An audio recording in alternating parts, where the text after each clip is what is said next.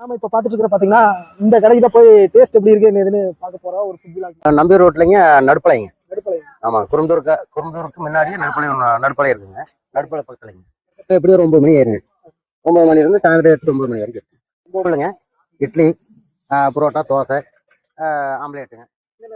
இட்லி அவ்வளோதான். அதுலேயே வந்து உங்களுக்கு மறுபடியும் வந்து தனி வரை கொடுப்போம். இப்போ காரம் அதிகமாக வேணும்னா உங்களுக்கு தனி வாத்தனை போட்டு செஞ்சு கொடுப்போங்க. அதுக்கு 500 ஒரு தனி வாத்து போட்டோம்னா 500 500 அது கிரேவி வேணும் இல்லைன்னா உங்களுக்கு தனி ஆசிரியர் மாதிரி வேணும்னா வரவான்னு வச்சு. அப்படியே கடைக்குள்ள போய் என்ன இருக்குன்னு கேட்டு ஒரு தலைவாழை இலையை போட்டு சோத்து அப்படியே கொட்டி வாத்து கிரேவி அப்படியே உள்ளே போட்டு பிணைஞ்சு எடுத்து சாப்பிட்டா அடா அடா அடா என்ன ஒரு டேஸ்ட்டு கிராமத்து சமையலோட.